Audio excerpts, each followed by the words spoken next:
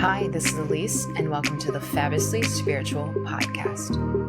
I'm here to inspire, awaken, share some stories, share some new perspectives with you, talk some truth, and help others on their own spiritual journey.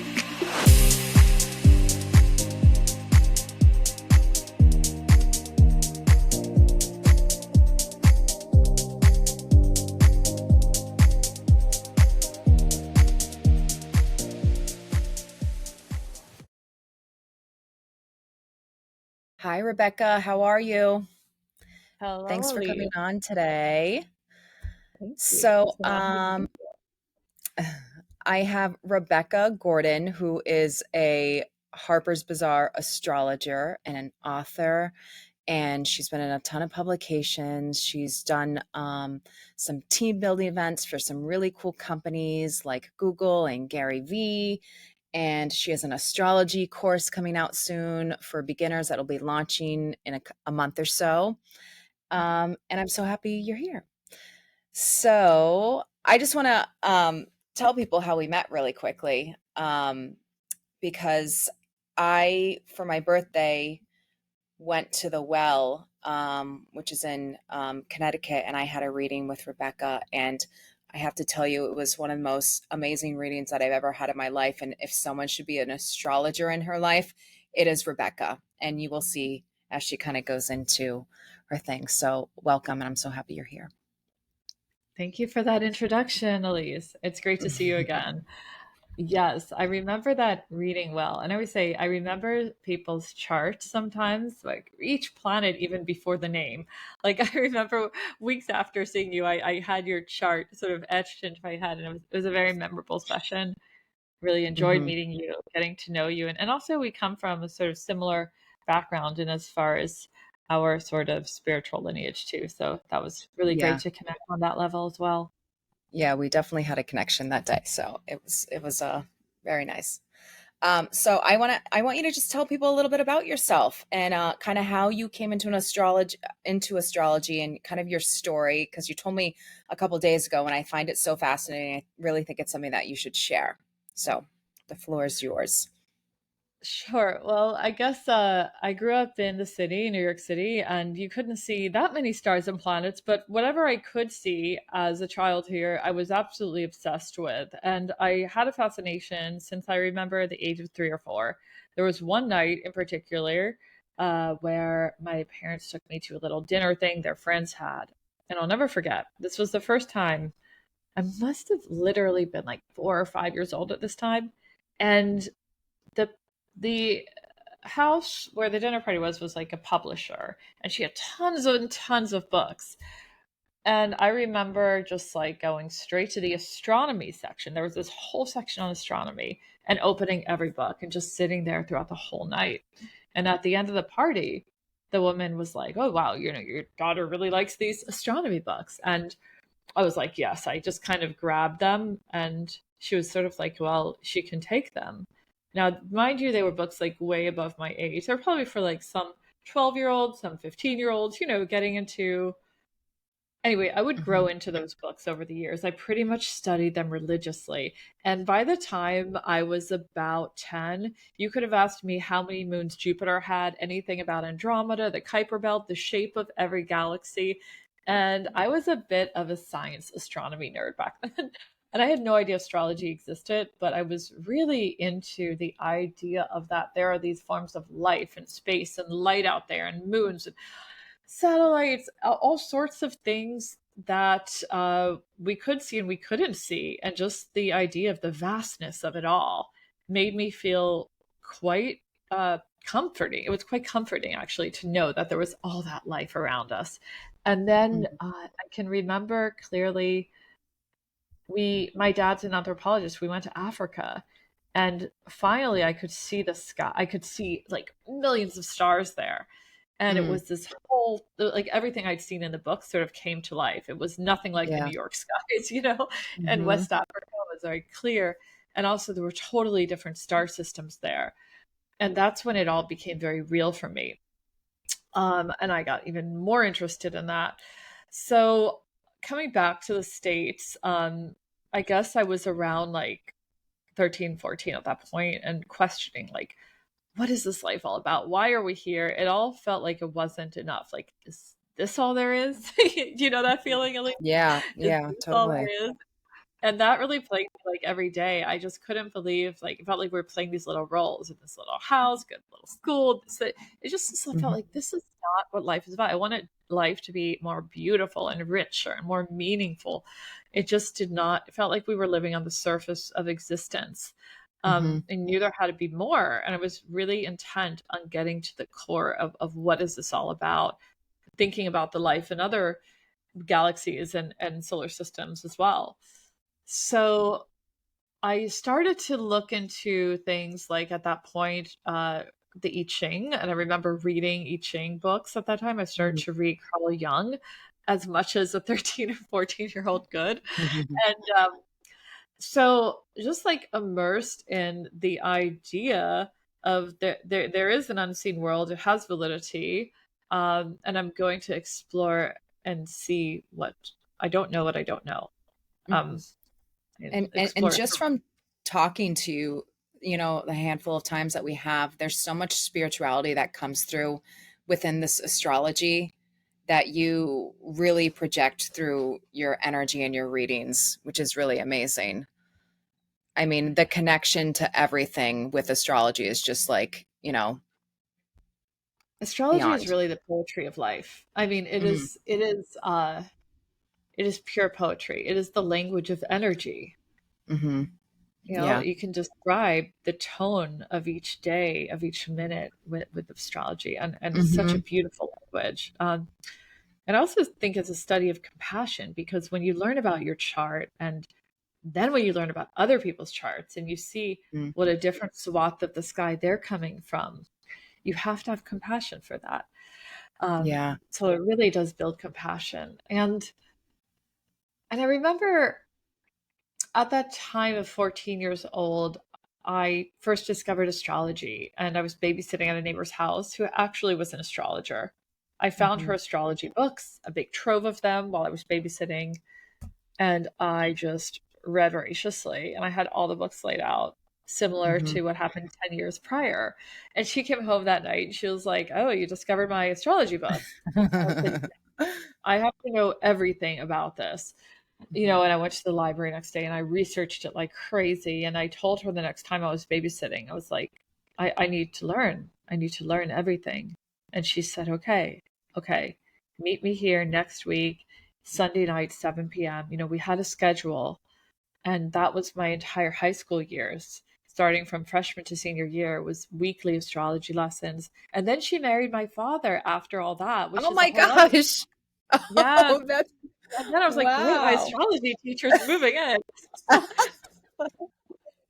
Oh Yeah. my God, that's hysterical. Oh my, I And love then the that. conversation became like, oh, the moon is in Leo today, Rebecca. What do you think about, like, so it was really interesting to Oh then my talk about astrology gosh. like the weather. So I grew up with it sort of baked into the daily conversations in high school, which was and college after too. And she's a wonderful astrologer, actually.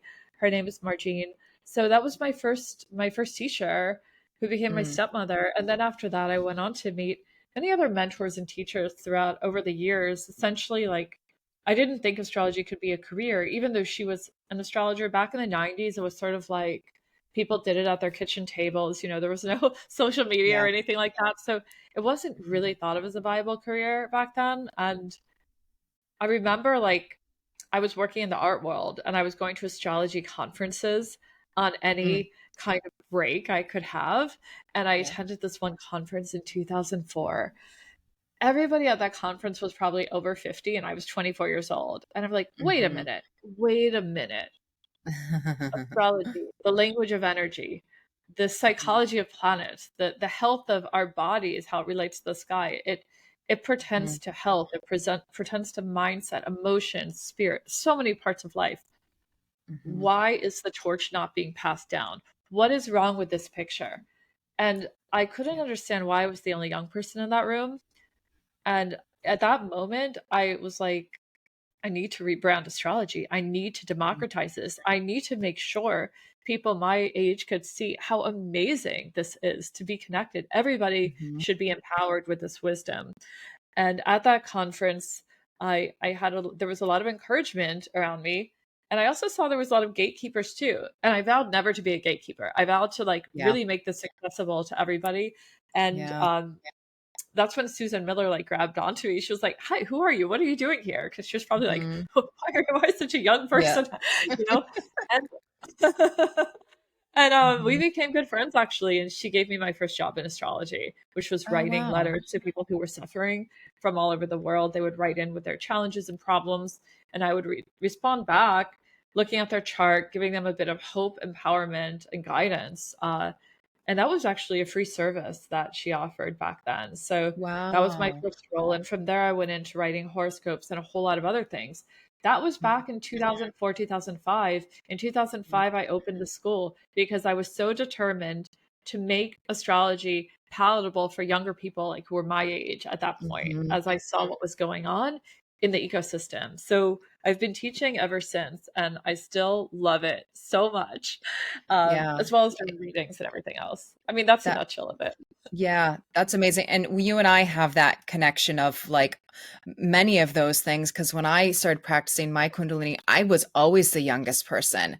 And the same thing is that I felt like there are so many gatekeepers that they don't want to like, they didn't want to share their secrets, of like, mine's the kind of energy side, but differently. But, it's the same thing. So it's really interesting that, Mhm.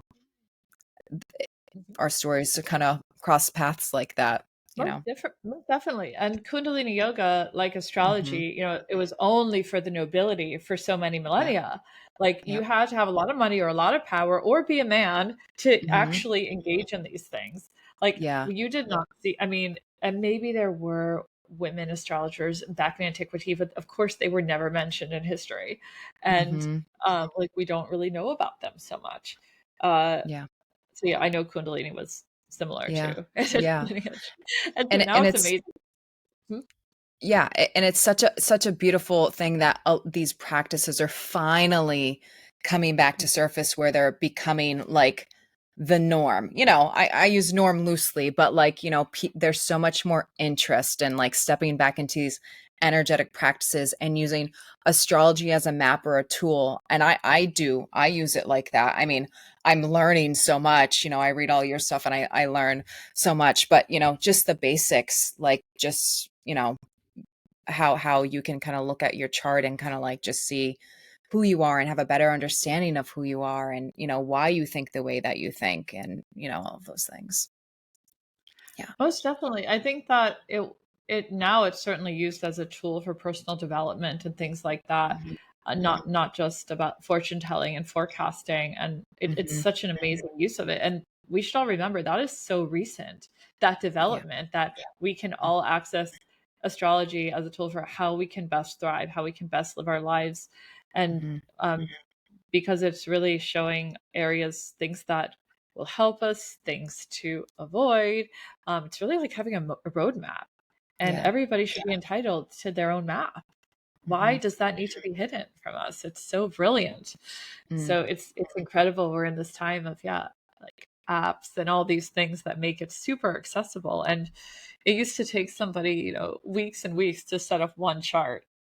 And now we can set up so many charts within a few minutes. Yeah, it's really incredible. The beauty of technology in some way, shape, or form, right?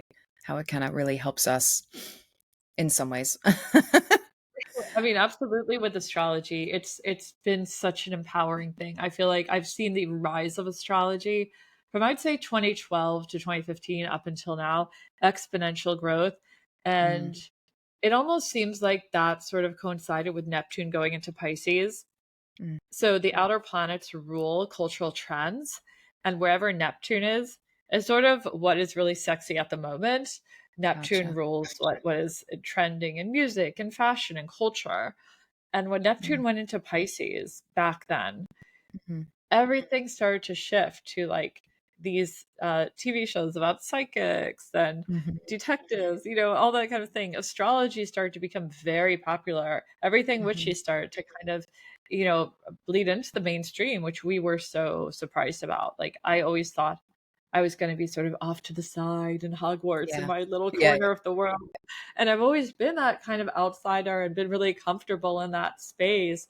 I grew Mhm. up with punk rock and everything, and I was like, yeah, this is me. I'm off to the side. I'm here. And when it started Mhm. to become quite popular, it was sort of a shock and something to really thaw out to, which has Yeah. taken some time to know that this is all so popular now and to be in the front lines, which I never thought I'd be of this. Yeah.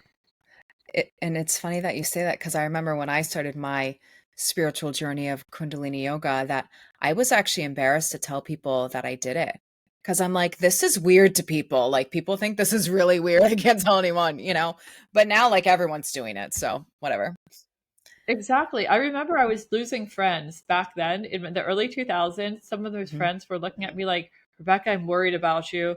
You know, Hmm. I don't know if we connect anymore. I Yeah. remember they looked at my books and they were getting so scared. And now those people are like wanting to take my classes, you know, Yep. Oh my everybody's sort God. of come around to it. I Yeah. mean, it just really took a whole rebranding of it to happen because I think there was an old kind of smoky couches of the 60s and Hmm. 70s washover that people still attribute it to it. Yeah. And it had sort of this stigma around it back then. Yeah. I think there was a lot of things that attributed to that. I mean, I've been in New York teaching since then, making it Hmm. accessible to younger people. There's been so many other of our students, alumni, and other astrologers out there, people like Banu who created COSAR and many other kinds of things that helped bring it into the world and mainstream again. Yeah. Yeah. It's really incredible. All right. So let's dive in. You know, I think I want to talk about 2024 and kind of any like big picture themes that you kind of see happening, any particular signs if, you know, someone if there's certain signs that you really see big shifts happening for or like what's the collective look like going into 2024 because I love to hear that stuff about astrology. Yes. Okay. So there's a couple themes there I want to talk about. First of all, we have to talk about the big movers. That is Pluto Okay. going into Aquarius. The big thing is the last time Pluto was in Aquarius, we had the Industrial Revolution. The whole world changed. We changed where we sourced energy from. We changed the whole way we think about life. What is work? What are we? It is a very big deal when Pluto moves signs, and I want Mm, everybody listening right now to think back to what happened in 2008 when Pluto moved into Capricorn, because in 2024, Pluto is fully leaving Capricorn. In 2008, Pluto entered Capricorn. Okay. And there was this big crash of the markets, right? Then we saw all mm, these bailouts, and mm-hmm. we saw these people did not get in much trouble, right? Yeah. The people who kind of committed all the scams were still okay, unscathed for the most part. And since 2008 to 2020 to 2023, for the most part, we have all been living in the world of Pluto and Capricorn, which is more, work harder, work Mm-hmm. faster, do more, get to the top without a great regard for culture, Mm-hmm. just means to an end thinking. So sometimes you see the lower vibration of a sign when Pluto's in it. And Mm, all Capricorns are not like this, but you see sort of like that vibration of the signs show up. So mm-hmm. COVID was a really interesting thing because it kind of stopped everyone in their tracks. And it Yeah. was like, wait, what are you climbing up this mountain for? What are you working so hard for? What are you doing? Everybody was sort of frozen and asking these questions in the wake of the end of Pluto and Capricorn.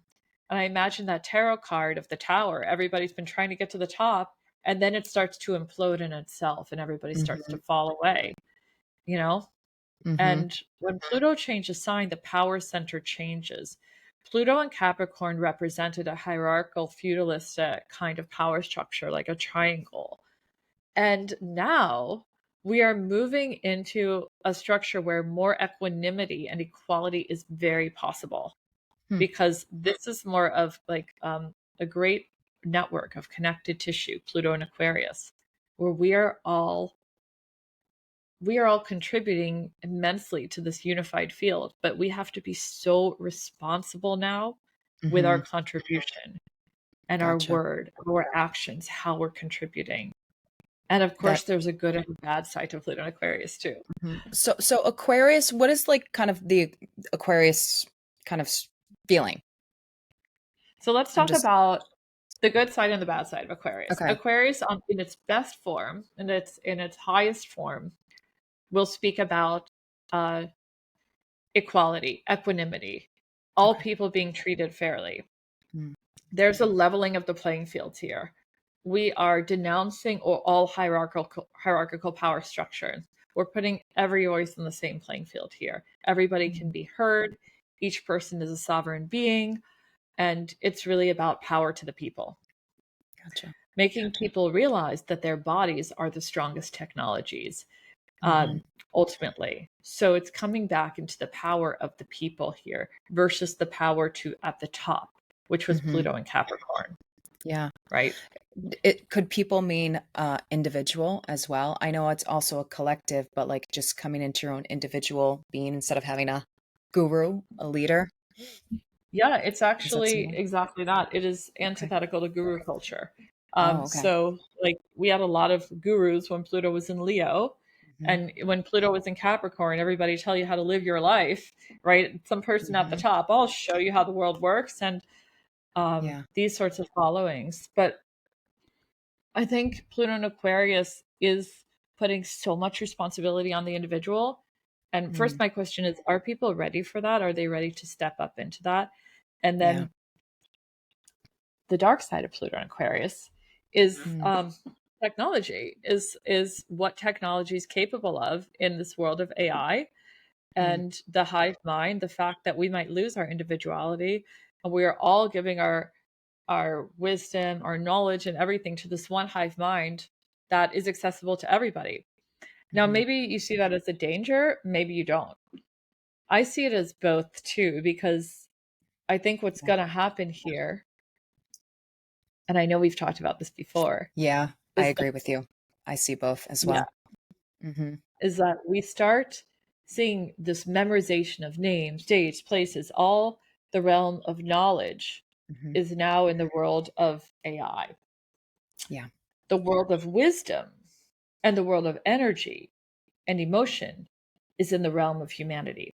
Hmm. So once AI has taken care of a lot of these memorizations, name, dates, places, certain things, those functions of the brain, this is one side of Pluto and Aquarius. We are going to be forced into recognizing the superhero power that each of us have and to really use our bodies to the fullest expression in the technologies that they are.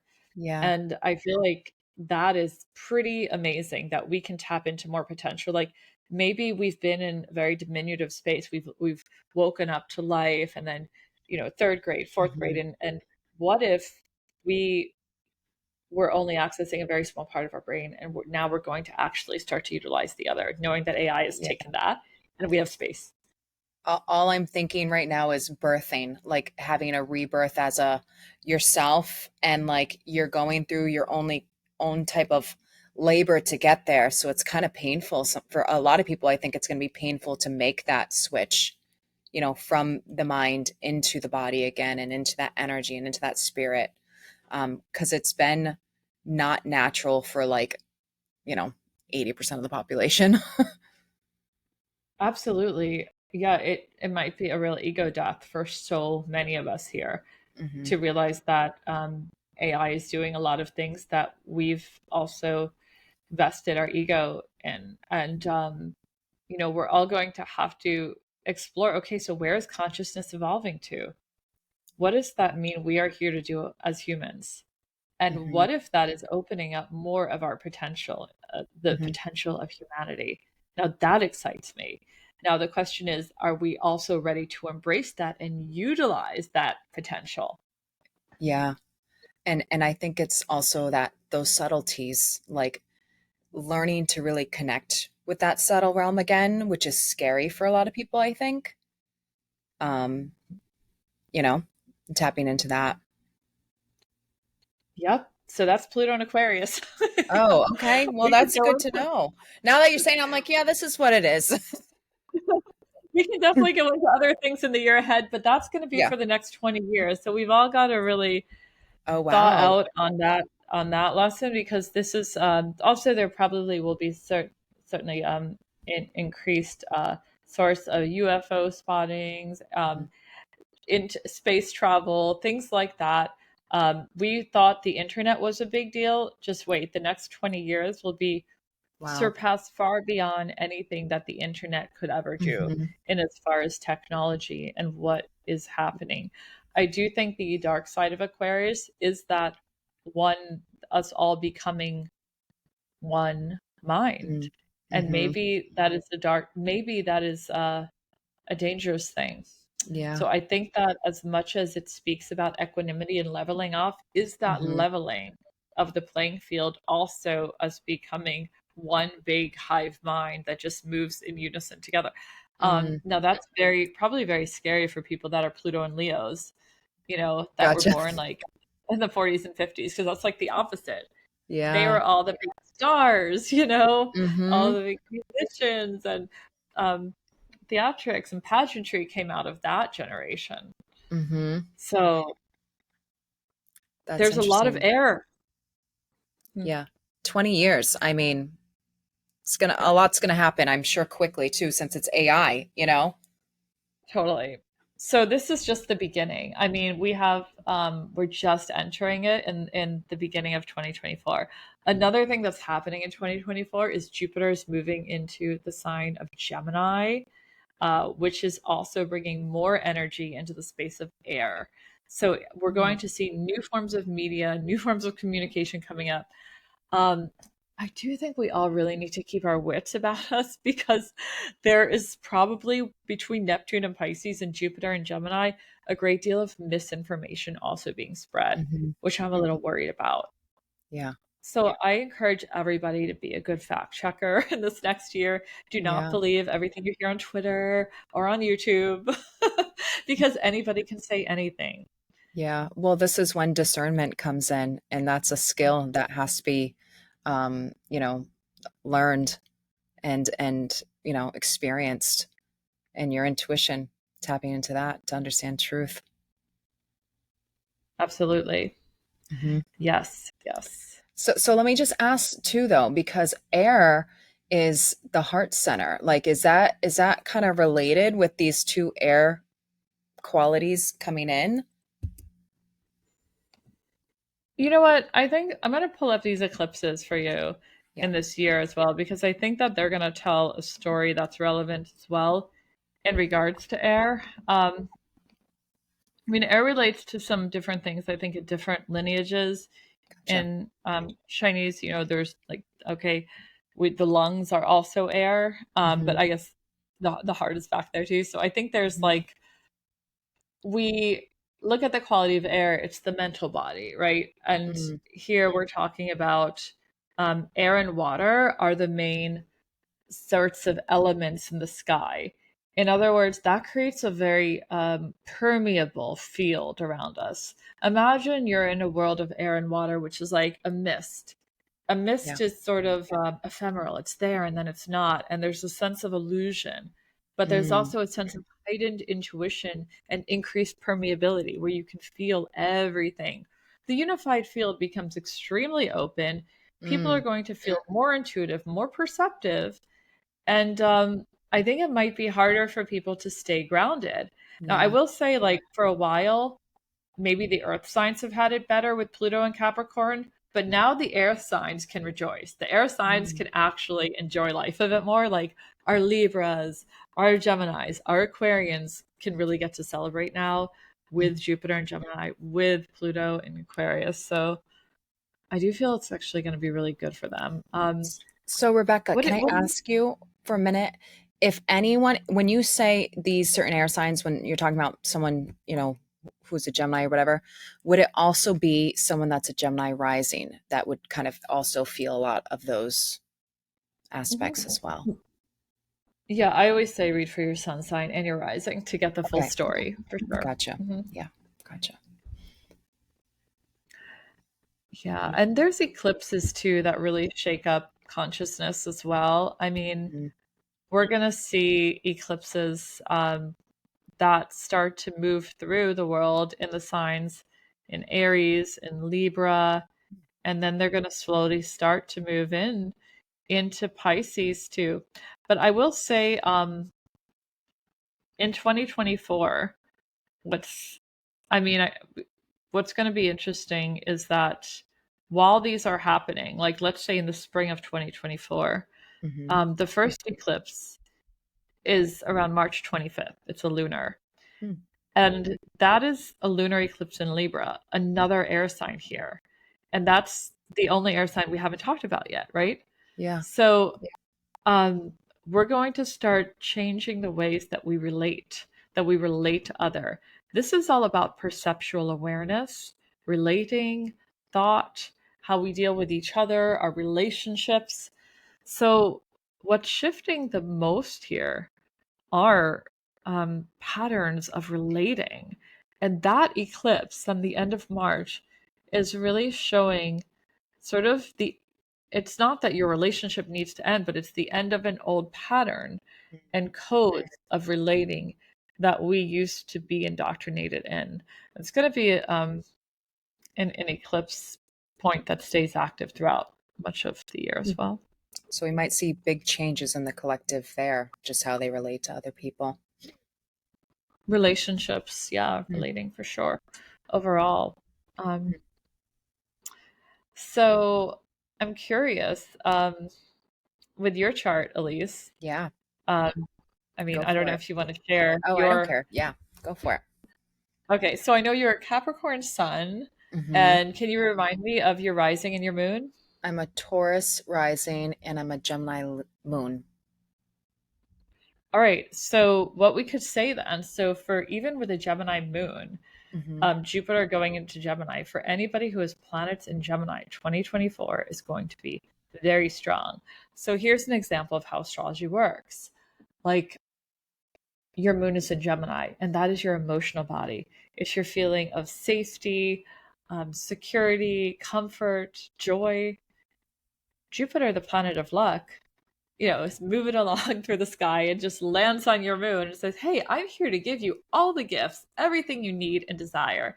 Whenever Jupiter enters a sign of a planet, that planet needs to feel confident and courageous to ask for what it wants. So Mm. that would be a message for you on the emotional level to be honest and ask for what you truly want. How do you want to feel? Mm. I'll What take kind of it. life? I'll take it. I love that. Can I you mean, this. go ahead. Go ahead. Hmm? Go ahead. I was going to say Jupiter and Gemini in 2024 will mean something different for every sign, Hmm. and for sure it shows where your luck is as well. Um, and you also want to note if it's on one of your planets, like how Elise has her moon in Gemini too. Okay. That's good to know. Can you explain to anyone that doesn't know the three, uh, things that if someone was going to look at their chart and want to find out what are the three main things that they should look for all at all times? Okay, most definitely. Now, I always go back to the sun, the rising, and the moon because no matter what, the sun is the center of the solar system. Mm. It's what ignites and activates your being. So it's your spark, it's your life force energy. Your sun sign is your sign, and it's your core archetype. So it's like what you came here to do on planet Earth is your sun sign. Hmm. Your rising is how. I like to start with the what. What you came here to do is the sun. Okay. How you're going to do the job of your sun is your rising. Your rising sign is going to show me the vehicle through which your sun sign functions best. So, for Okay. example, you, Elise, are Capricorn with a Taurus rising, right? Hmm. So the Capricorn is the what, the Taurus is the how. Hmm. Should we do this on you? Sure. Do you mind? Yeah. Yeah. Okay. So we would say you came here as a creator, as a manifester, as a builder. You can set your sights high on a goal and do whatever it takes to get to that goal. And you're a pure manifester, builder energy, you're creator. And it's also a very earthy energy, Hmm. right? It's of Yeah. this earth. The how is the Taurus. Taurus is the sign that rules the body, embodiment. It also rules singing, dancing, movement. So, how are we going to build and create in the world? Mm, Through, via the technologies of our body, the movement of our body, the mm, utilization of our physical form and structure, whether it's the voice, the movement, the mantra, mhm, um, however, we are using the body as the modus operandi for the Capricorn sun to do its job. Does that mm. make sense? Yeah, totally. Mhm. It makes I'm sense for me curious how too. that, I well, I that's mean, you. I mean, yeah, I feel like I am those things. I'm someone that is a constant manifester, a constant creator. I always have high goals, and I'm kind of one that, you know, goes along and just checks it off the list and keeps going. That's mhm, how I am. And then it's funny that you know, I found Kundalini yoga like 16 years ago, and it's a meditation where you use your body. A lot of it is, rhythmic movements and breath work and chanting. Um, but also that I'm here kind of like doing this podcast too and using my voice. And now I'm doing more guided meditations and stuff like that. So that's interesting. And I'm loving more of that. And I feel like my voice was something that I didn't step in for a really long time, and that's where I kind of felt lost. Um, that's so so interesting. mhm, It's interesting because, exactly as you said, we do often feel lost when we lose track of our rising sign, which is the mhm, vehicle, mhm, because that's really what we're growing into, how we express ourselves best. yeah, and What made you go ahead. connect back to that Taurus rising with your voice? Um, I think it was just overcoming fear. I had so much fear. I was like a very, very, very shy child, like Mhm, painfully shy. Like I would not raise my hand in class. I wouldn't speak out loud. I wouldn't until I started teaching over 10 years ago now. That forced me to sit in front of people and speak, you know? And that was me just kind of being like, I got to face this fear. I just got to do it. And it was uncomfortable. And, the first couple years I was like uncomfortable doing it, thinking, oh, maybe we shouldn't chant because, like, whatever. People might think it's weird, number one, but, but, I would kind of like change the class a little bit. But then I was just like, you know what, get over it. I feel great when I do it. So we're all going to chant now, so I don't yes. know. Just when I started finally moving past that fear of speaking up, speaking out, speaking, Well, I kind of like that's I also, felt myself blossom. mhm. I mean, that's also the throat chakra, is like where it's the center of creativity and fear, which is Taurus, right? So we feel blocked up in our throat. We feel those big boulders living in our throat when we're in fear and we can't speak.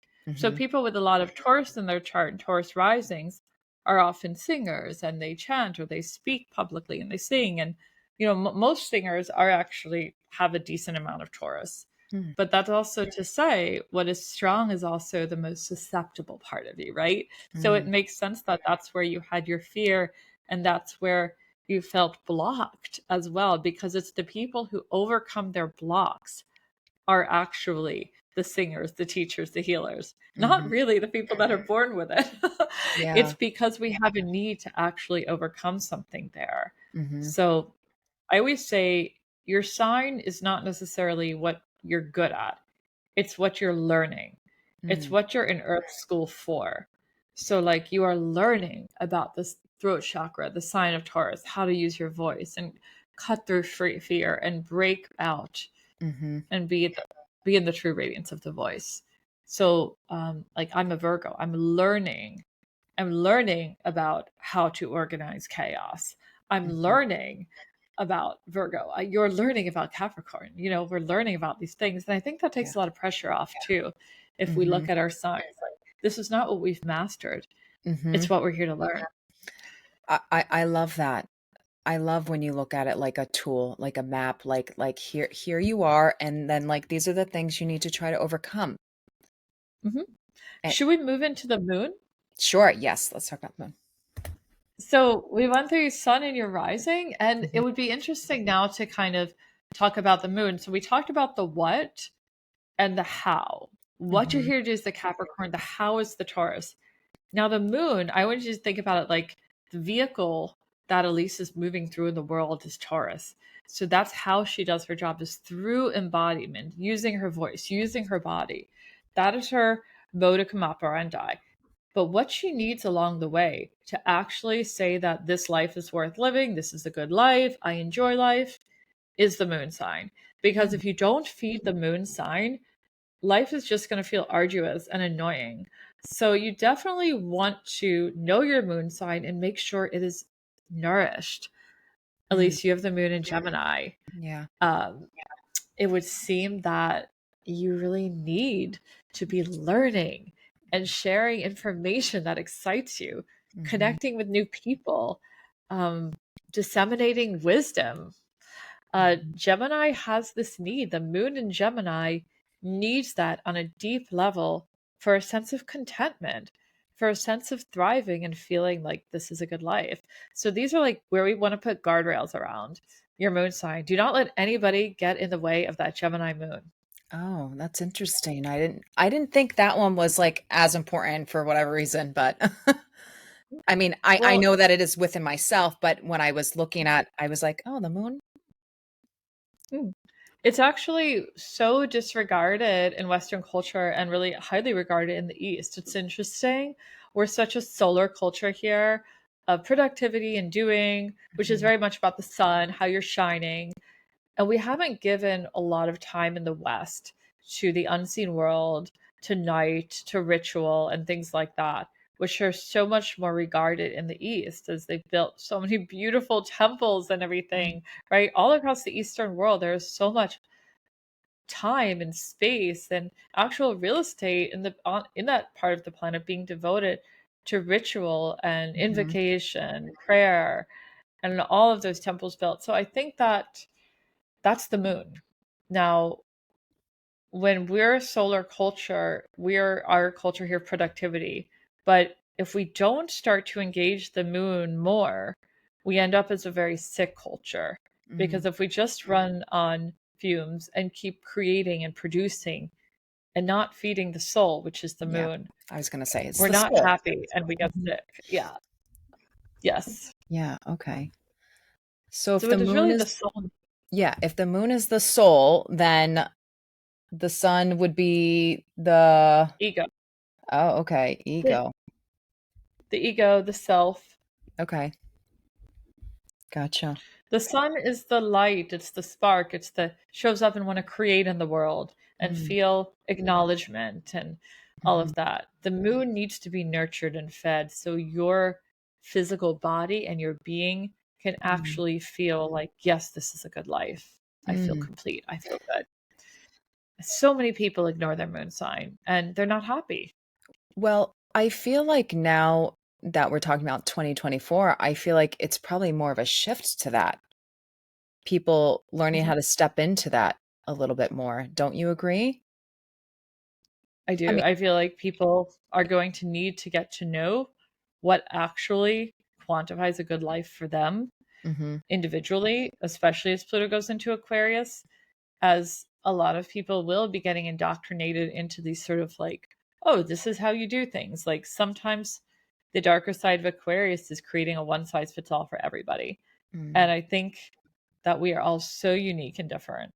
And we have to remember the polarity of Aquarius is Leo, mhm, and that is of the artist, the creator, the uniqueness.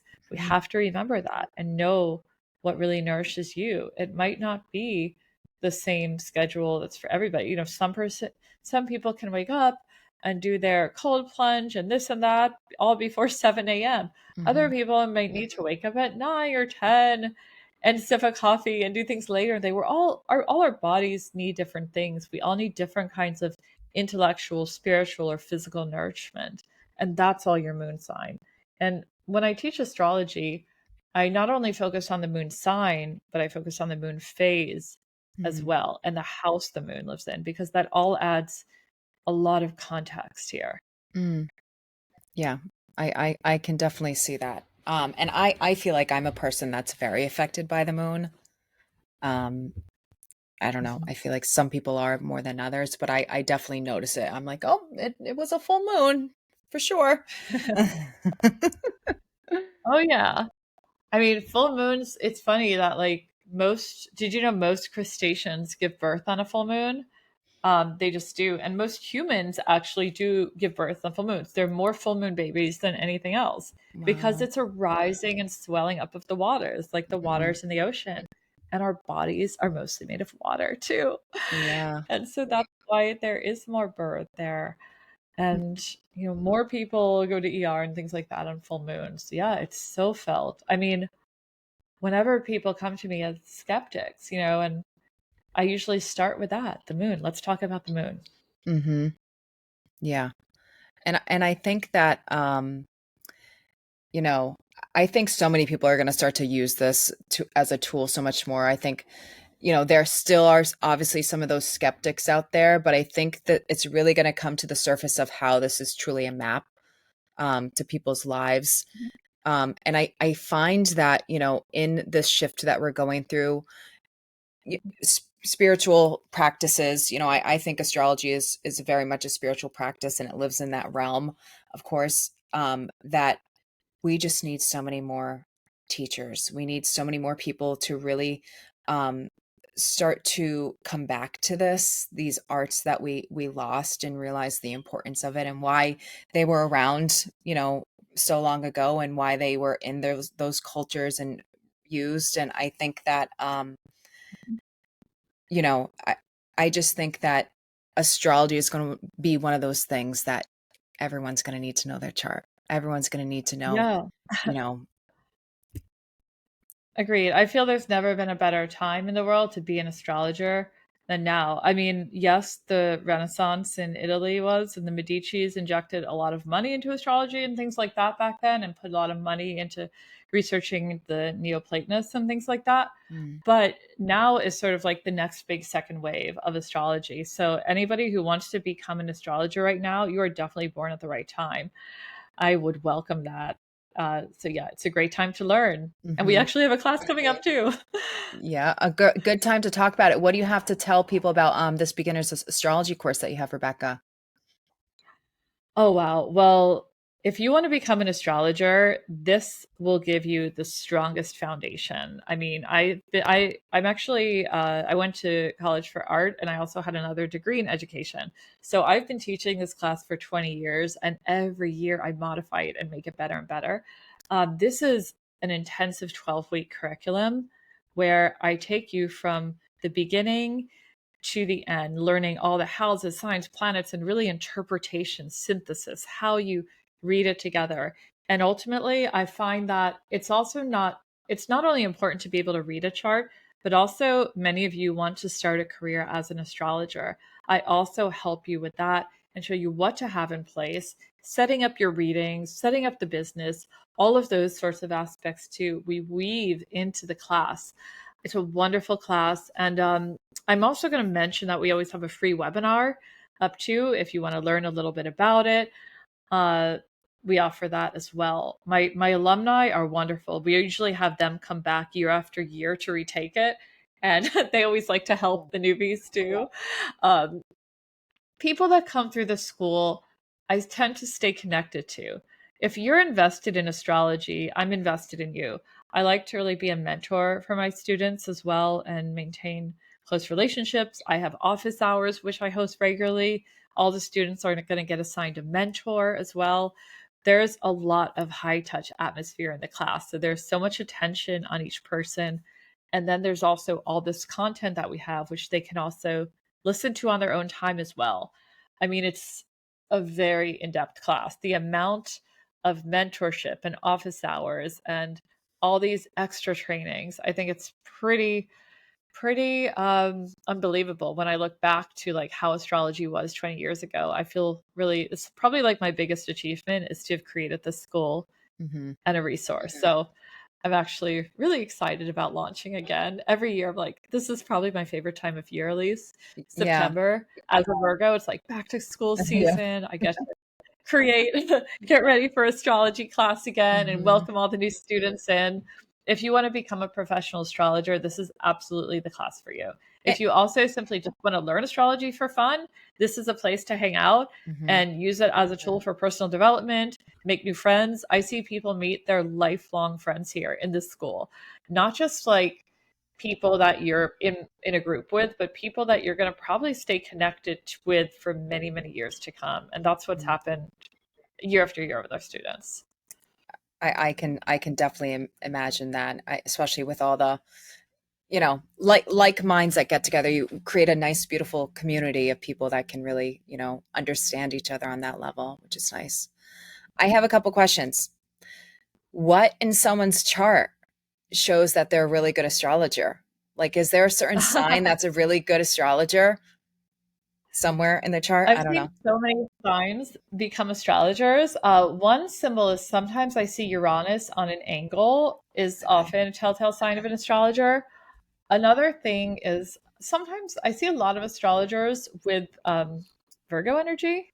Okay. I tend to see like that sometimes Virgo Pisces because it's really like the zoom in, zoom out, Okay. and astrologers tend to have that unique zoom lens. But really, it ranges. There's so many kinds of astrologers, and what I do in the school is I sort of extract your own unique voice as an astrologer.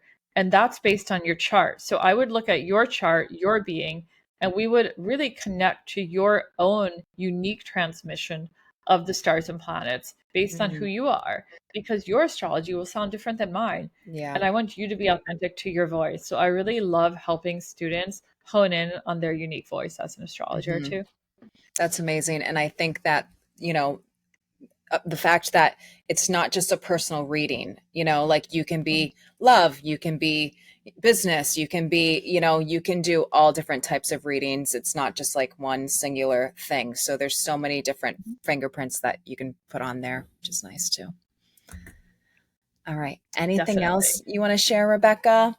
I think all the links I'm going to attach below for anyone to view. You can get the link for Rebecca's astrology course. But that's it. Anything you have to add? Elise, it was such a pleasure connecting with you here. Thank you for having me. You too. And I encourage everybody really to discover their birth chart. And we do also have a link for a free webinar where I give you a wonderful training on how to read your own birth chart. So if you haven't ever explored this, well, welcome to your life. Welcome to your own world. It is really such an eye opener. And I think that everybody should have that power in their own hands. Yeah, for sure. Thank you. Thank you, Rebecca. Bye. Thank you so much. Great Bye. to see you You again. too. You too. Take care. Bye. Thank you for tuning into this episode. I hope you found this conversation that I had with Rebecca equally as informative and interesting as I did. And if you're interested in astrology at all, please make sure you check out the link in the show notes and find out more about Rebecca's beginner astrology course.